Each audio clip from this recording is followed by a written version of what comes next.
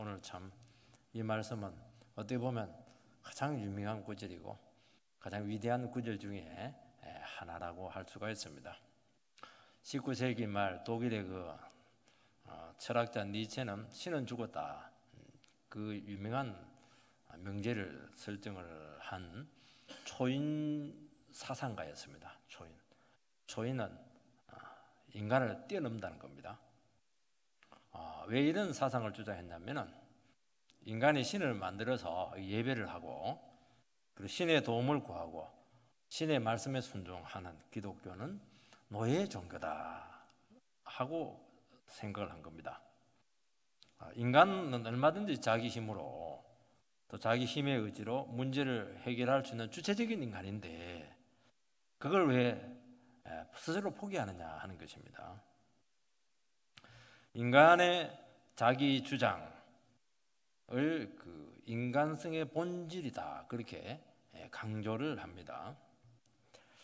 이게 얼마나 위험했는가 하면은 이 사상이 아리안족 우월주의 지배론을 가져왔습니다. 독일 사람은 제일 우월하다. 이 배타적인 민족성을 가져오게 되었죠. 이게 이제 정치 프로그램화된 것이 나치 강령입니다. 나치 강령. 그 결과는 뭐냐? 끔찍한 세계대전이었고 홀로코스트, 유대인의 대학살로 나타나게 된 것인데 그 뿌리가 뭐냐? 초인 사상이에요. 굉장히 나쁜 겁니다, 이게. 여러분, 인간을 우상화하는 것이 인간성을 어떻게 파괴하고 대재앙을 가져오는가 하는 것을 알 수가 있습니다. 모든 우상은 끔찍한 결과로 나타나게 된다는 것을 기억해야 됩니다. 여러분, 인간의 주체가 되어서 만든 어떤 것도 한계가 있고 문제를 해결하지 못합니다. 왜냐하면 두 가지 이유 때문에 그렇게 하는 겁니다. 인간은 신이 아니에요. 인간은 한정된 자원을 가지고 살아가야 됩니다. 인간이 살아가는 건 뭐냐? 지금 주어져 있는 그 한정된 자원을 옮겨 놓는 겁니다. 돈이 여기 있다가 이쪽으로 옮겨 놓는 거예요. 권력을 여기 있다가 이쪽으로 옮겨 놓는 겁니다. 새로운 게 없습니다. 그러니까 그걸 가지고 해결하려고 하는 게 해결이 안 되는 겁니다. 그 더 심각한 문제는 두 번째는 뭐냐니까 인간 안에 스스로 극복할 수 없는 이 교만이 있고 탐욕이 있고 죄라고 하는 게 있습니다. 그 두 가지 문제가 해결이 안 되는 겁니다. 뭔가 새로운 것을 가져올 수 있는 것도 없고 또 자기 안에 있는 그 끔찍한 그 죄악을 해결할 수 있는 방법이 없습니다. 그래서 아무리 이상적인 가치를 가지고 이번 정권은 좋겠지 다음 정권도 안 좋습니다. 여러분 기대를 하지 마세요. 기대를 하니까 자꾸 실망을 하거든요. 똑같아요. 우리가 그러지 않습니까? 그나물이 그나물이라고. 그냥 예수밖에 없습니다. 그래서 어떤 노력도 실패하는 겁니다. 한 가지는 성공합니다. 인간은 안 되는구나. 인간은 자기를 주장하면 주장할수록 파괴밖에 없구나. 우리 주님께로 나가자. 그거는 이제 성공을 합니다. 그거 외에는 전부 다 실패할 겁니다. 실패해 왔습니다. 오늘 본문은 인간의 모든 문제를 해결할 수 있는 근본 원리를 말씀을 하고 있습니다. 굉장히 중요한 겁니다. 우리도 많은 문제를 가지고 있습니다. 이 문제를 해결해야 될 텐데 힘을 쓰면 힘을 쓸수록 꼬이는 겁니다. 왜 그렇습니까? 이 원리를 몰라서 그렇게 하는 겁니다. 딱 하나예요. 인간의 모든 문제를 풀 수 있는 유일한 길은 하나밖에 없습니다. 예수 그리스도의 마음을 품고 사는 겁니다. 이 마음이 안 들어요. 예수의 마음이 안 들면 마귀의 마음 팍 들고 말이지. 그런 마음은 드는데 예수의 마음이 안 생기는 겁니다. 빌립보 교회는 지금 갈등이 많아요. 굉장히 지금 분열 위기를 겪고 있습니다. 나눠지려고 합니다. 바울 사도는 너희들 그 문제를 어떻게 풀래? 그렇게 하면서 딱 하나를 얘기합니다. 너희들 속에 예수의 마음이 없다고 말씀하고 있습니다. 예수의 마음이 어떤 마음입니까? 하나님이신 예수가 자기 자신을 낮추어 죽기까지 내어주신 그 사랑의 마음이 없다는 것입니다. 여러분, 인간이 가장 행복하고 온전한 사회가 공동체를 이루는 길은 딱 하나밖에 없어요. 주님의 겸손과 낮아짐을 배우는 거리입니다. 교회가 어떤 교회가 좋은 교회입니까? 낮아진 교회, 겸손한 교회, 자기를 비울 수 있는 교회. 이것이 가장 아름다운 주님의 공동체고, 이 공동체 안에 있으면 모든 게 다 해결됩니다. 나도 치료가 되고, 우리 집도 치료가 되고, 우리 미래도 열리게 되고, 인생의 모든 문제도 열리게 되고, 사랑도 받고 사랑도 나눠주게 되고. 이거 하나님께서 우리에게 이런 길을 주었다고 하는 것은 어마어마한 축복입니다. 이것은 이거 돈 주고는 못 사는 거예요. 이걸 알아야 되는 거예요. 이 겸손이 하늘의 것을 이 땅에 가져올 수 있는 비결입니다. 우리 부족해도 상관없어요. 우리는 원래 부족해요. 많아도 부족합니다. 많으면 더 부족합니다. 많으면 더 욕심이 생기거든요. 없으면 없어서 부족합니다. 근데 우리가 겸손한 마음을 가지고 있으면 부족한 거 하나도 없어요. 하나님이 막 주세요. 주님의 마음으로 다른 영혼을 세울 때 은혜가 임하고 축복이 오게 되는 겁니다. 이 비결, 많이 안 가져도 풍성할 수 있는 이 비결이 얼마나 위대한 겁니까? 그런데 이기심을 가지고 탐욕을 부리고 교만하고 이러면 그때부터 갈라지기 시작하고 파열음이 생기기 시작하고 막 어려움들이 생기기 시작하고 되는 게 하나도 없습니다. 오늘 우리가 어떻게 하면 예수의 마음을 가지게 될까? 그 마음을 꼭 품고 돌아가시기를 축원드립니다. 첫 번째는 주님의 마음을 가져야 된다고 말씀하고 있습니다. 5절 말씀을 보면 너희 안에 이 마음을 품어라. 곧 그리스도 예수의 마음이니. 빌립보 성도들은 지금 나눠지고 있고 갈라져 있습니다. 주님의 마음을 품으라는 겁니다. 주님의 마음은 자기 주장하지 않고 자기 이익보다는 자기 희생과 남의 의견에 귀 기울이는 것이고 타인 중심적인 마음을 가지는 것이고 이것이 하나 되게 한다는 것입니다. 주님은 철저히 낮아지셨고 자기를 비우셨고 자기를 부인했고 죄인을 위해서 모든 것을 아낌없이 주었습니다.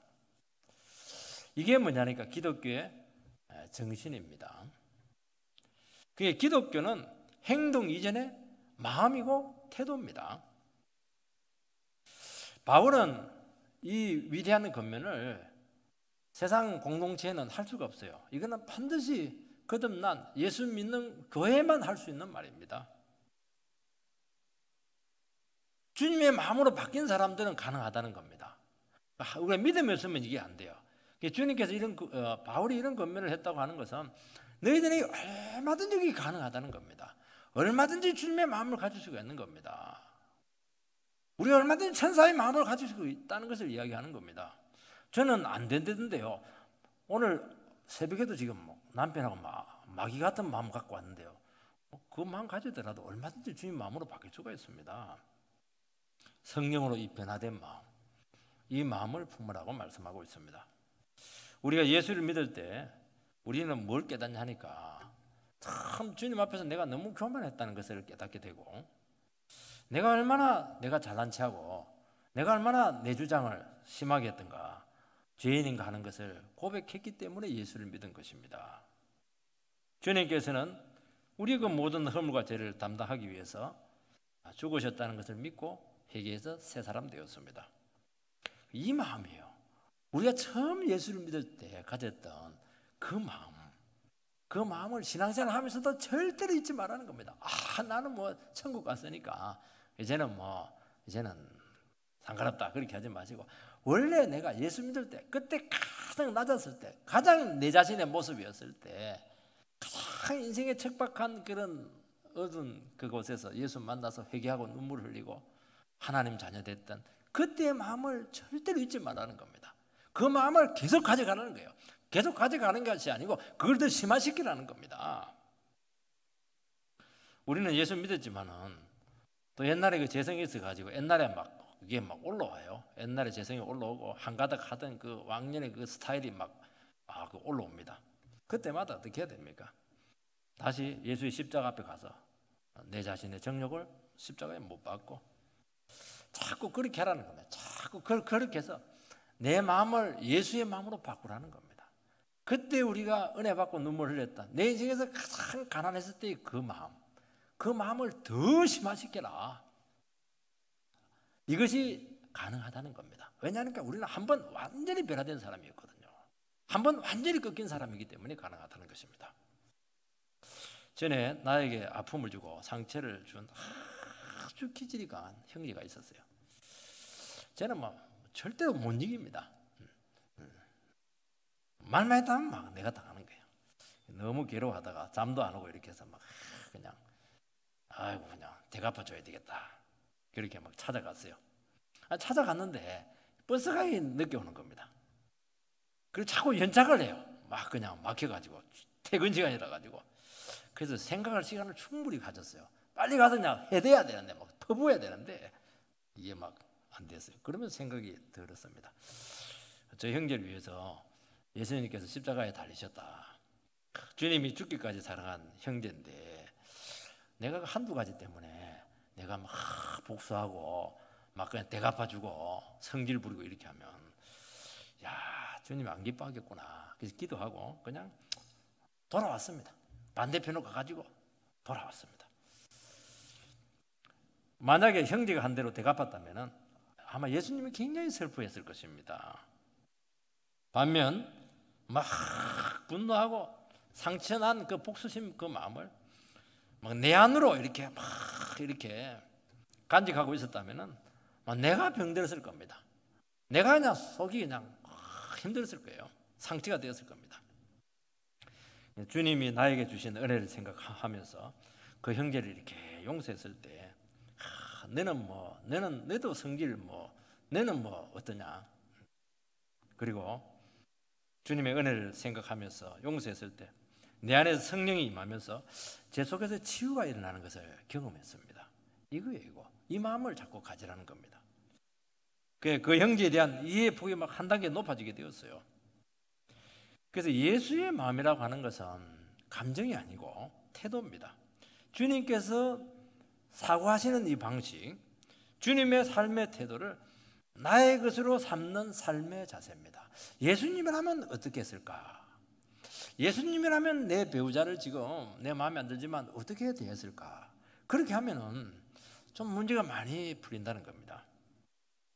주님은 우리가 스스로 결단하고 낮추고 자기 부인하고 마음을 비우는 것을 참 좋아합니다. 근데 문제는 뭐냐니까 이게 내 본성하고 안 맞아요. 안 맞는 게 아니고 너무 싫어해요. 이거 싫습니다. 우리는 전부 다 내가 주인공이기 때문에 내가 중심이 되고 싶어하고 내가 더 가지고 싶어하고 내 주장을 확 하고 싶은 그런 근원적인 본성을 가지고 있습니다. 이게 안 되면 막 좌절하고 막 자기를 막 공격을 해요. 다른 사람한테 화를 못 내면 자기한테 그 화를 그냥 다 내는 겁니다. 우리에게 갈등이 있고 서로 고통을 주고 받는 것은 우리가 죄인이기 때문입니다. 죄인이라고 하는 것은 다 한계가 있고 부족하다는 것입니다. 그런데 주님의 원리, 주님의 삶의 태도를 나의 것으로 삼게 될 때 그 한계와 부족을 극복할 수 있는 또 새로운 은혜의 세계가 우리에게 임한다는 것을 말씀하고 있는 것입니다. 은혜와 진리가 충만하고 성령이 역사하고 하늘의 세계가 열리는 그런 은총을 너희들에게 주겠다. 이게 뭐냐? 하늘 문을 여는 방식인 것입니다. 그러면 하나님께 하늘에서 오고 내 안에 있는 죄는 해결이 되고 그렇게 하면서 이곳이 천국으로 바뀌는 것이고 그 공동체가 건강한 공동체고 아름다운 공동체라고 말씀을 하고 있는 것입니다.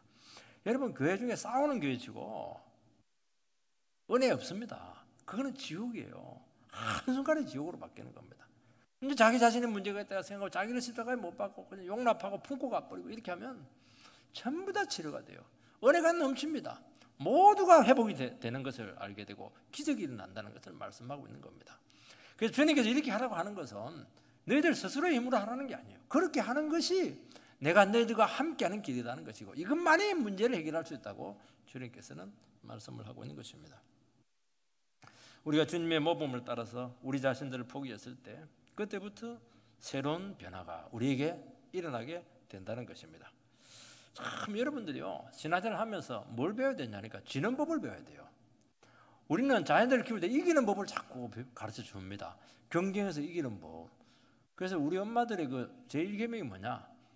친구들하고 싸워가지고 코피 터지고 오지 마라. 무조건 이기고 가라. 그게 엄마들의 그겁니다. 여러분, 지는 법을 가르쳐 줘야 돼요. 희생하는 법을 가르쳐 줘야 됩니다. 이해가요 건강한 애입니다. 교회가 하나 되고 다른 영혼을 품기 위해서 내 권리를 포기하는 법을 가르쳐 줘야 됩니다. 교회는 끊임없이 자기를 내놓게 해야 되는 겁니다. 왜냐하면 우리는 가만히 있으면 내 걸 움켜쥐기 때문에 그렇게 하는 겁니다. 그리고 우리의 그릇을 크게 하시고 믿음을 주님께서는 그렇게 해서 키우는 겁니다. 나를 비우면 주님으로 채워지는 겁니다. 나를 주장하면 주님은 멀리 떠나게 된다는 겁니다. 자꾸 나를 비우고 나를 놓쳐버리고 사개오 보면요 그냥 다 놔버렸어요. 아브라함의 축복이 너희의 가정에 임했다고 주님께서 분명히 말씀하셨습니다. 주님이 스스로를 포기하고 비움으로써 죄인을 구원하신 그 십자가 사랑을 직접 체험하게 하신다는 것입니다.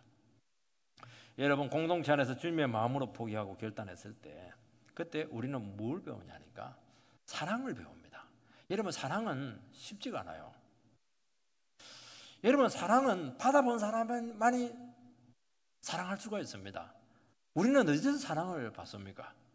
우리는 예수를 만남으로써 우리가 이 세상 가운데 받지 못한 사랑, 세상에서는 사랑을 주는 사람도 없고 받은 사람도 없어요. 우리가 예수를 만나면서 사랑을 알게 되었습니다. 어떤 사랑을 알게 되었습니까? 주님이 나를 너무나 오래 기다려 주셨다는 것이고 주님께서는 나의 있는 모습 그대로를 용납하시고 받으신 것입니다. 그리고 나의 포기를 통해서 다른 영혼이 회복되고 자기를 찾는 그 사랑의 비밀들. 왜냐하면 내가 그걸 경험했거든요. 우리는 사랑을 받아서 사랑이 어떤 것인가 느끼고 그것이 너무 좋고 아름답기 때문에 그 사랑을 우리가 다른 사람에게 전해줄 수 있다는 것을 말씀하고 있는 것입니다. 그래서 우리는 뭘 배우느냐?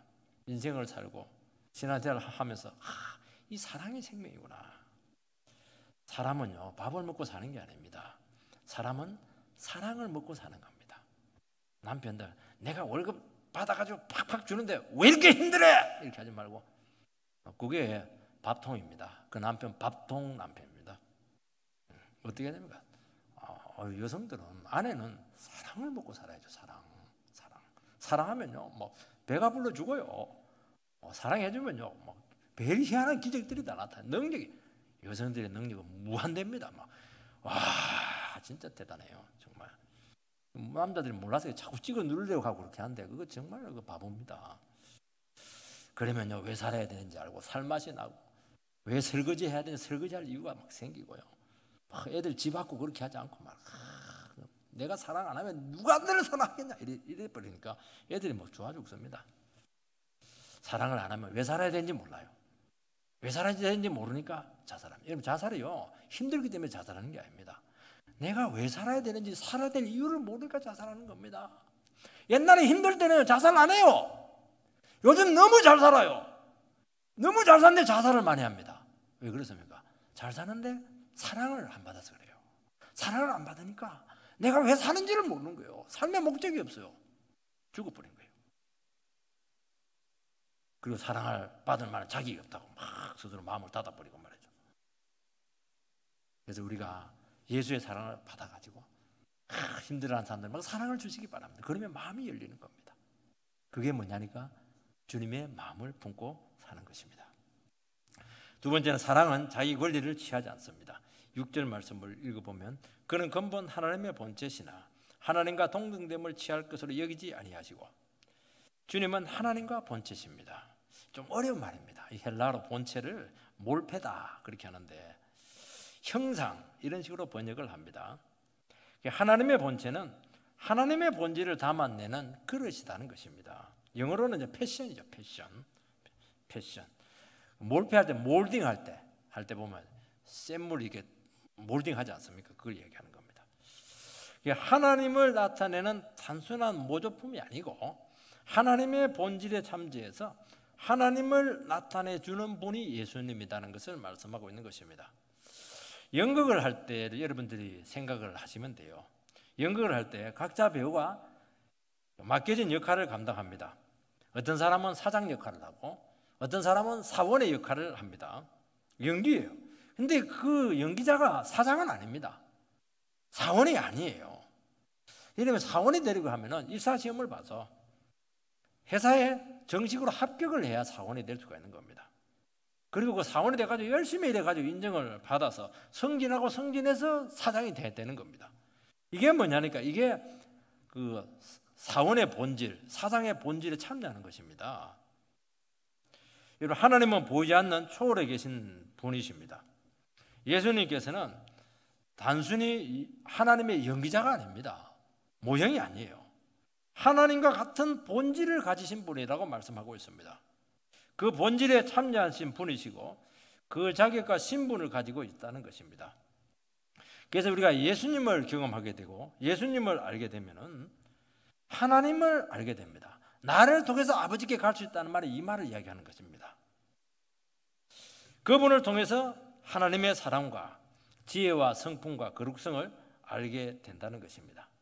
그래서 주님이 오시지 않았으면, 몸을 입고 이 땅에 오시지 않았으면 하나님의 존재에 대해서 그 자체는 압니다. 그런데 이 하나님 존재가 얼마나 구체적인지, 하나님이 성품이 어떤 분인지 많은 부분이 숨겨져 있을 수밖에 없습니다. 여기 보면 주님이 하나님과 동등됨을 취할 것으로 여기지 않았다. 좀 어려운 말들이 나옵니다. 이 취한다 하는 것은 탈취한다, 탈취물, 탈취행위, 이런 식으로 번역이 가능한데 두 가지 의미입니다. 먼저 뭐냐니까 주님은 하나님과 동등됨을 탈취할 것으로 여기지 않았다 하는 것이죠. 주님은 하나님의 형상인데 하나님의 동등됨을 취할 수 있는 위치에 있었지만은 그렇게 하지 않았다 말씀하고 있습니다. 이 말씀을 하는 이유는 왜 그러냐니까 첫 인간 아담 때문에 이 말을 하고 있는 것입니다. 아담은 하나님의 형상으로 지음을 받았습니다. 아담은 신은 아니었지만은 정말 잘 만들어진 최고의 피조물이었습니다. 그렇다면 어떻게 해야 되느냐? 그 지위에 만족을 하고 그렇게 해야 되는데 만족하지 못하고 나도 하나님 돼야 되겠다, 하나님과 동등돼야 되겠다, 그렇게 해서 죄를 짓게 된 것입니다. 그런데 실제로는 하나님과 같이 되지 못하고 도리어 사단의 종이 되었고 죄와 죽음의 종으로 전락을 하게 되었다는 것을 알게 됩니다. 그 탈취를 못했어요. 반대로 인간은 아담의 재성을 가지고 있기 때문에 똑같아요. 현재의 죄에 만족하지 못해요. 스스로 자꾸 하나님처럼 군림하려고 합니다. 그래서 허영과 교만에 빠져서 막 자기를 주장합니다. 막 큰 소리 막 치고 막 자기 주장하고, 가만히 보면 우리는 뭐라고 합니까? 네가 하나님이냐? 자기가 판단도 안 내리고 그 말을 늘 하는 것입니다. 그거 왜 그러냐니까 이 아담의 본성이 아직도 있는 겁니다. 그 결과는 뭐냐? 그 결과는 비참한 죄의 종으로 전락하는 것입니다. 주님께서는 이 아담적인 삶의 자세를 버리고 자기 자신을 낮추시고 십자가에 죽으심으로 반대로 하나님께서 높이셔서 가장 존귀한 지위에 위치에 있게 되었다는 겁니다. 그 예수님은 아담하고 완전히 반대 방식으로 우리를 사랑하신 것을 알 수가 있습니다. 여러분, 세상은 자기 주장하고 자기가 중심이 되려고 합니다. 이것을 위해서요 얼마나 노력하는지 모릅니다. 자기 개발 열풍, 자기 발전, 그렇게 하는 이유가 뭡니까? 내가 주인공이 되겠다는 거예요. 내가 주도권을 가지겠다는 것입니다. 그 결과 이 세상은 자기밖에 모르는 참 각박한 세상으로 바뀌게 되었습니다. 여러분, 우리는 모든 인생들의 최고의 목적이 뭐냐? 자아실현이다, 그렇게 이야기합니다. 여러분, 기독교의 자아실현은 자기를 막 개발해가지고 자기가 원하는 위치까지 올라가는 게 아닙니다. 기독교의 자아실현은 하나님 앞에서 자기 자신의 한계를 아는 거예요. 나는 피조물이구나. 나는 인간이구나. 나는 신이 될 수 없구나. 나는 뒷거래에 불과하구나. 내가 이렇게 무슨 생각을 하고 있는데 이 생각은 인간으로서 넘어서는 생각이고 이건 하나님의 영역이구나. 우리는 다른 사람을 미워하고 이렇게 할 때 막 분석을 해요. 하나님 죄를 분석을 해요. 그걸 하지 않는 것이 하나님 앞에서 자기를 발견하는 겁니다. 이거는 하나님의 영역이다. 이거는 안 된다. 이건 네가 그 사람 마음속에 들어간 거 아니지 않느냐. 딱 끊어버리는 겁니다. 그래서 하나님의 질서 안으로 들어가는 겁니다. 그래서 하나님 안에서 다른 사람을 세우고 섬기고 자기 자신을 낮출 때 그때 우리는 내 자신을 찾아요. 내가 왜 존재하는지, 내가 왜 살아가는지, 삶의 목적이 살아나는 겁니다. 여러분, 자기를 위해서 막 사시기 바랍니다. 나중에 왜 사는지 몰라요. 왜 공부하는지 몰라요. 왜 돈 버는지 몰라요. 그러니까 죄 짓는 겁니다. 그렇지가 않아요. 우리가 정말 하나님 질서 안에 들어가고 하나님께서 나를 통해서 다른 사람을 축복하기를 원한다. 막 축복을 해보시기 바랍니다. 살맛이 나요. 어떻게 정신병에 걸리지? 저기 한간 그런 거 사치스러운 생각을 할 수가 있겠습니까? 교만한 것이죠, 그거. 그게 우리의 자아신이다. 그렇게 말씀합니다. 자아신은 자기가 하는 게 아니에요. 하나님께서 우리를 존귀하게 높이면 우리가 실현되는 것입니다. 여러분, 갈등이 일어나고 사랑이 없는 이유는 자기를 낮추거나 비우려고 하지 않고 막 자기가 옳다고 주장하려고 하기 때문이라고 말씀하고 있습니다. 여러분, 하나님 말씀에 순종하는 것은 하나님 앞에 자기 자신을 무한히 낮추는 것입니다. 그러면 하나님의 은혜와 지혜와 영광과 회복이 온다는 것이죠. 이것만이 우리에게 있는 모든 근원적인 문제를 해결할 수 있는 진정한 해답이 된다는 것이고, 이것이 교회를 하나 되게 하고, 이것이 우리에게 진정한 화합과 평안을 가져오고 부부관계를 회복한다는 것을 말씀하고 있는 것입니다. 또 하나 이 탈취한다고 하는 것은 뭐냐? 예수님은 하나님의 형체이기 때문에 무엇을 빼앗는 것으로 하나님과 동등됨으로 여기지 않았다는 것이다. 말이 좀 어렵는데 조금 더 들어보면 이해가 됩니다. 이것은 신성과 인성의 대조로 해석을 해볼 수가 있습니다. 인간은 피조물이고 한계를 가지고 있기 때문에 인간은 남의 것을 빼앗아서 나의 필요를 채워야 돼요. 그래야 우리는 풍성해집니다. 그런데 남의 것을 빼앗아서 내 것을 채우게 될 때 결과는 갈등밖에 없고 죽음의 상황밖에 오게 하지 못한다는 것입니다. 하나님은 그렇게 하지 않는다는 거예요. 주님은 그렇게 하지 않습니다. 주님은 하나님이시기 때문에 그 자체로 풍성하고 무한하시기 때문에 충만한 데서 내어주시는 분이시다는 겁니다. 하나님은 우리가 영광 돌려야 영광 되시는 분이 아닙니다. 우리가 하나님을 높이셔야 높아지시는 분이 아닙니다. 원래 영광 가운데 계시고 원래 높으신 분이고, 우리가 헌금을 해주셔야 하나님께서 배부르신 분이 아닙니다. 하나님 헌금 필요 없어요. 그냥 하나님께서 너희들을 위해서 너희들이 헌금을 하면 내가 하나님 뜻대로 잘 쓰겠다는 것이지, 귀하게 그것을 예배의 마음을 받는다는 것이지, 하나님은 돈이 필요한 것이 아닙니다. 여러분, 우리의 문제는 우리에게 있는 그 결핍과 부족을 어떻게 채우느냐 하는 문제입니다.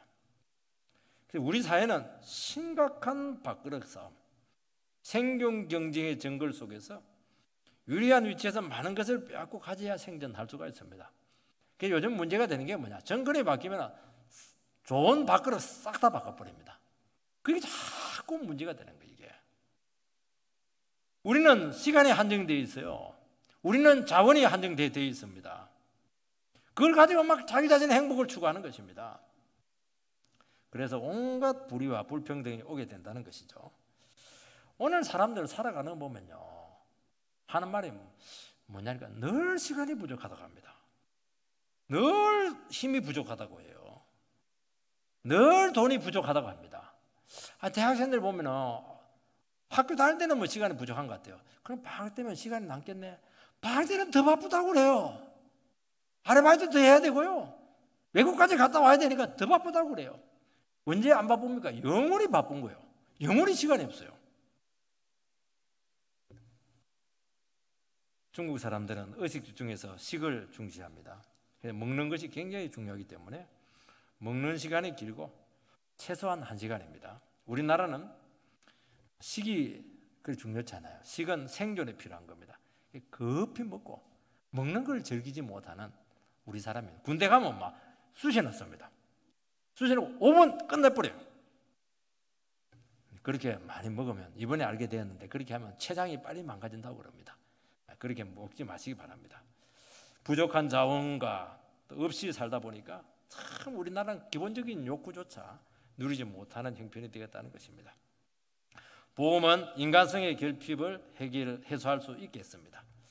하나님은 남의 것을 빼앗아서 채워주시는 분이 아니십니다. 그분의 충만한 데서 내어주신다고 말씀하고 있습니다.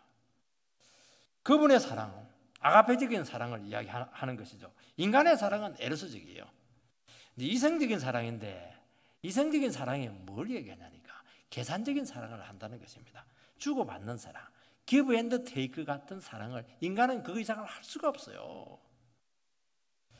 우리는 자기 자신의 필요를 다른 객체에서 가져와서 행복을 누려야 되는 것입니다. 다른 사람의 불행이 나의 행복이 되는 게 참 많아요. 다른 사람의 행복은 나의 슬픔이 될 때가 참 많아요. 다른 사람의 합격은 나의 불행일 가능성이 참 많아요. 이게 우리 인간의 모습이에요. 그래서 불행한 사람들 보면 속으로 막 위로하지만 또 은근히 그 사람 때문에 내 이익을 받으면 속으로 웃기다 하고 그렇게 하는 겁니다. 이게 인간이에요. 이게 우리가 살아가는 모습이라는 겁니다. 우리도 아가페적인 사랑을 할 수 있게 된다면 그거는 하나님의 사랑을 배웠기 때문이고 하나님의 형상이 아직 남아있기 때문에 부모의 사랑 같은 경우는 그런 사랑이 조금 남아있습니다.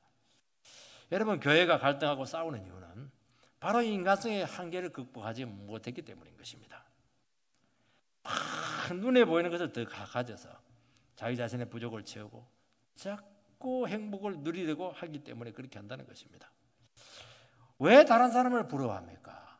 왜 다른 사람의 은사와 가진 것을 부러워하고 열등감을 느끼고 있습니까? 여러분 그건 하나님만 몰라서 그래요. 하나님만 풍성하세요.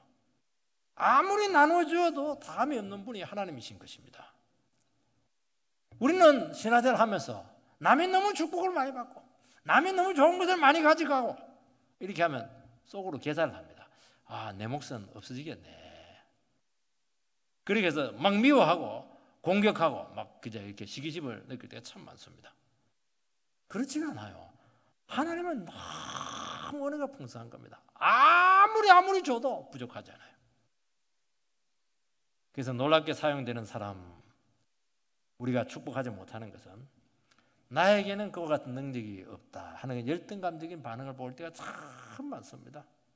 그렇지가 않아요.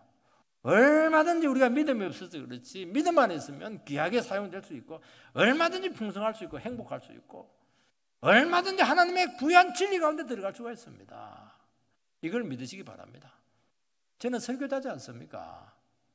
막 그냥 부목사로 했을 때 막 담임 목사님 막 은혜를 팍 끼치고 이렇게 하면 담임 목사님이 설교 다 해버리면 나는 할 게 뭐 있나? 늘 그게 고민이었어요. 그래서 뭐 내 귀에 오면 도리어도 설교가 안 되는 거예요. 이게 주눅이 더 들어가지고 아닌데 하나님 나에게 얼마든지 풍성히 줄 수 있는데 내가 믿음이 없어가지고 그걸 누리지 못했던 것을 사람에게로 그냥 공격을 돌렸던 것을 정말 회개합니다. 여러분 다른 사람에게 은사와 능력이 많이 나타나 주는 것이 이게 나중에 보면요 풍성해지는 비결입니다. 교회는 너무 아름다워요. 저 사람은 이래서 풍성하고 저 사람은 이래서 풍성하고 좀 거친 부분이 있지만은요 저 사람 없으면 얼마나 우리가 심심할까? 저 영혼의 그 성김이 없으면 우리가 얼마나 참 굶고 있을까? 그런 생각하면 한 분 한 분들이 막 얼마나 귀한지 몰라요. 이 사람은 요리를 잘해서 저 사람은 찬양을 잘해서 저 사람은 막 그냥 묵묵히 예배를 잘 드려서 너무 귀한 거예요. 그걸 보면요 부족한 게 없습니다. 하나님 필요하면 다 주세요. 여러분 하나님 나라는 절대로 독점할 수 없습니다. 그래서 하나님의 은혜와 은사를 역사가 많이 나타날수록 좋은 것이고 그것을 인정해주고 축복해줄 때 우리는 동일한 은혜에 동참할 수가 있다고 말씀하고 있습니다. 주님의 마음을 가지고 겸손하기만 하면 누리지 못할 축복이 없다고 말씀하고 있는 것입니다. 세 번째는 비우시고 낮추시고 십자가에 죽으신 것입니다. 7절 8절 말씀을 보면 오히려 자기를 비워 종의 형체를 가지사 사람들과 같이 되셨고 사람의 모양으로 나타나사 자기를 낮추시고 죽기까지 복종하셨으니 곧 십자가에 죽으십니다. 좀 어려운 말들이 좀 많이 나옵니다. 자기를 비웠다고 하는 것은 예수님께서 신성을 버리시고 인간이 되셨다는 것을 이야기하지 않습니다. 예수님께서는 육신을 입고 오셨지만은 여전히 하나님의 아들이시고 신성이 충만했습니다.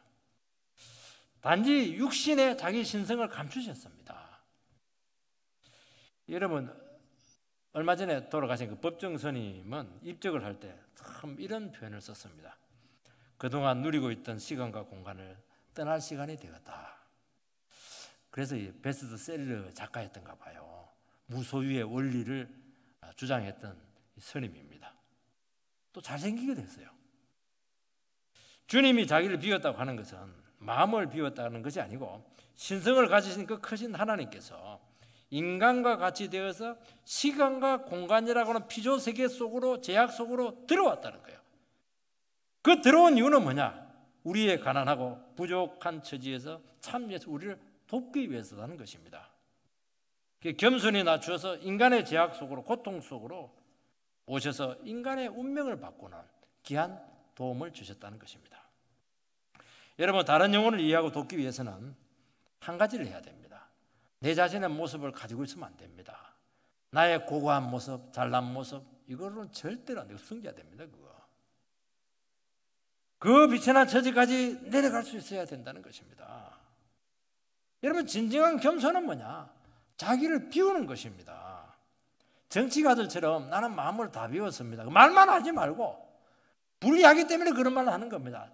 또 유리한 상황이 되면 언제 그랬는지 뒤집어버려요. 그거는 비우는 게 아닙니다. 속이는 겁니다. 그것은. 여러분, 자기 자신의 잘난과 위대성을 최대한 감춰야 된다는 것입니다. 주님은 신성을 육신 속에 감추셨지만은 알아볼 사람들은 다 알아봤고 그분의 겸손에 감동되어서 더 주님을 존귀하게 여기셨고 그분에게 자기 자신을 헌신했던 것을 알 수가 있습니다. 만약에 예수님께서 원래 가지고 있었던 그 엄청난 신성을 감추지 않았다면 어떻게 우리같이 죄인들이, 거지 같은 죄인들이 주님께 가까이 나갈 수가 있었겠습니까? 여러분, 겸손은 뭐냐? 자기를 비우는 것입니다. 말로만 비우는 게 아니에요. 알지만은 모르는 것처럼 다 할 수 있지만은 나는 못해. 왜요? 그 사람들 돕기 위해서 그렇게 하는 겁니다. 용기를 주기 위해서 그렇게 하는 겁니다. 다 가졌지만 없는 것처럼 그렇게 하는 겁니다. 그거는 가식이 아니에요. 그거는 강하지만 정말 약한 것처럼, 고귀하지만 비천한 것처럼 그렇게 하는 것이 비우는 것입니다. 나를 나타내고 드러낼 수 있는 모든 것이 다 사라져야 돼요. 내 공로, 내 자랑, 내 잘하는 거, 이거 다 사라져야 돼요. 왜요? 약하고 가난한 사람들을 세우기 위해서 그렇게 한다는 것입니다. 여러분요, 진짜 위대한 지휘관은요, 전쟁 났을 때 어떻게 합니까? 계급장 탁 붙이고 명령만 내리고 너희들 다 해, 그렇게 하지 않습니다. 진짜 위대한 지휘관은요, 계급장 딱 떼버려요. 그 진짜 뒹굴어 버립니다. 같이 뒹굴어 버려요. 그리고 전쟁의 제일 앞에서 나가는 겁니다. 그렇게 한다고 해서 우리가 없어지는 게 아닙니다. 자기를 드러내는 것은 자기 자신의 위대성을 발판으로 해서 더 위대하게 되기 위해서 그렇게 하는 것입니다. 늘 이야기하지만 우리가 고귀하게 되고 위대하게 되는 것은 주님께서 하시는 것입니다. 주님은 낮추셨을 때 가장 주님을 하나님께서 높은 자의 위치까지 올리셨다는 것을 우리는 기억해야 된다는 것입니다. 우리 스스로 존귀하게 되고 우리 자신을 나타낼 필요가 없습니다. 주님이 존귀하게 하고 주님이 우리를 높이셔야 높아지는 것입니다. 그 원리를 꼭 마음속에 간직하시기 바랍니다. 여러분, 종의 형체까지 우리 자기를 비우셨습니다. 종은 섬기고 주인을 위해서 살아가는 것입니다. 주님은 하나님의 아들이시지만 고난받는 종이 되셨다는 것입니다. 사람의 모양으로 나셨고 십자가에 죽기까지 낮아지셨습니다. 낮아짐의 극치입니다. 주님의 비우심과 낮아짐은 하나님의 뜻에 대한 순종이었고 이것은 자발적인 결단이었습니다. 그것은 죄인을 구원하고 비천한 인간을 구속하시기 위해서라는 것입니다. 그 동기는 사랑이죠. 늘 이야기하지 않습니까? 사랑하면 작아집니다. 사랑하면 내 존재가 없어집니다. 사랑하면 사랑하는 대상과 나와 똑같아져요. 사랑하면 당신 속으로 빨려 들어가는 것입니다. 여러분, 우리는 자꾸 사랑을 한다고 하면서도 당신이 내 모습처럼 바뀌라고 그렇게 하는데 그건 사랑이 아니에요. 내가 그 사람처럼 대주는 겁니다. 그 사람 약해지면 그 약한 사람처럼 대주는 거예요. 우리가 낮아지고 비우는 이유는 한 영혼이라도 구원하기 위해서 그렇게 하는 것입니다. 내가 사는 것이 아니죠. 여러분, 교회에서 문제가 되는 것은 자기를 끝까지 지키고 있기 때문에 그렇게 하는 것입니다. 종에 데리고 하지 않고 자기를 굽히지 않기 때문에, 자기를 주장하기 때문에, 자기를 죽이지 못하기 때문에 전부 다 문제가 생긴다고 말씀하고 있습니다. 이 낮추시고 되어 있는데요, 인간의 경험 중에서 가장 어색하고 어울리지 않는 것이 낮추는 것입니다. 여러분, 인간에게서도 제일 어려운 것이 낮추는 것입니다. 어떤 애들은 인사를 해라 하면 인사를 안 해요. 엄마가 막 인사해라 목을 팍 낮춘데도 막 끝까지 뭐 머리를 쳐돌리는 애들이 있어요. 낮아진다고 하는 것은 진짜 낮아져야 된다는 것이죠. 예수님께서는 어린아이들을 데려와가지고 너희들이 이 어린아이를 받들지 않으면, 영접하지 않으면 나를 영접하지 않는 것이라고 말씀했습니다. 그 말은 뭐냐니까 어린아이보다 낮아질 수 있는 정도가 돼야 하나님의 제자가 된다는 것입니다. 완전히 낮춰져야 돼요. 내가 아닌 존재처럼 다가와야 되고, 여러분들이 믿음 생활하고 신앙생활 할 때 한 번씩 우리가 우리 자신들의 모습을 자꾸 찾으려고 해요. 그렇게 하면 안 되는 겁니다. 내가 어색해져야 돼요. 내가 내 모습이 아닌데 내가 이렇게까지 망가져도 되나? 내가 이런 취급을 받아도 되나? 나는 이런 사람이 아닌데 너무 어색하다. 그게 낮아지는 겁니다. 그것을 여러분들이 받아들이시기 바랍니다. 그리고 죽기까지 복종을 했다고 말씀을 하고 있습니다. 여러분, 우리 자신들이 다른 사람에서 망가지고 육신이 망가지고 자기중심이 무너지는 거, 이거 굉장히 귀한 것입니다. 그렇게 돼야 된다고 말씀하고 있습니다. 십자가 죽음은 단순히 비참하거나 고통스러운 것만이 아니고 그곳에 하나님의 무서운 저주가 임한 곳이었습니다. 우리가 어디까지 낮아져야 됩니까? 바로 그 십자가까지, 온갖 저주와 소외감까지 감당해야 될 그 자리까지 나가야 된다는 것입니다. 우리는 왜 우리가 우리 자신들을 낮추고 부인하지 못하느냐? 이 마지막 남은 자존심이 남아있어요. 마지막 그 자존심 존재의 근거까지 버리라는 것입니다. 십자가 죽음은 죄인을 위한 희생 제사였습니다. 예수님의 십자가는 짐승 제사와 달랐어요. 짐승은 이해력이 없으면 왜 죽는지도 몰라요. 자기가 동의한 죽음이 아닙니다. 주님은 인류 최후의 죄의 보루인 바로 자기 의지를 스스로 꺾어서 십자가에 자기 자신들을 내어주시고 죽으셨던 것입니다. 왜냐하니까 죄인에 대한 하나님의 사랑 때문이었던 것입니다. 여러분, 우리의 마지막 겸손은 뭐냐? 낮아지면 뭐냐? 자기의 의지를 스스로 꺾는 거예요. 우리는 내가 꺾여야 되겠다, 내 자발적인 마음으로 생기면 하겠다, 그렇게 하는 게 아닙니다. 주님께서 나의 원대로 마시고 아버지의 원대로 하시옵소서. 자기를 기질을 꺾어버려야 돼요. 의지를 꺾어버려야 되는 겁니다. 나의 자존심을 꺾어버려야 돼요. 나를 일부러 죽여버려야 되는 것입니다. 내 원칙이 어디 있어요? 내 기질이 어디에 있습니까? 나의 신념이 어디에 있습니까? 그거 다 꺾어야 되는 거예요. 그게 꺾어야 하나가 될 수 있고 주님의 역사가 나타난다고 말씀하고 있는 것입니다. 오늘 주님께서 우리에게 가장 위대한 것은 예수의 마음을 품는 것이라고 말씀을 하고 있습니다. 자기 자신의 죄된 마음이 남아있으면 안 되는 것이죠. 오늘 우리 이 시간 내가 없어지기를 바라고 마지막 남아있는 그 자존심, 기질들, 이거 완전히 꺾여서 주님 알아서 하십시오. 나는 없습니다. 주님 마음껏 나를 쓰시기 바랍니다. 내가 죽어서 내가 망가져서 다른 사람이 세워지게 된다면 그것처럼 큰 영광이 없습니다. 그렇게 고백하게 될 때 주님이 큰 영광 받으시고 해결되지 못할 문제가 없을 것을 주의 이름으로 축원드립니다.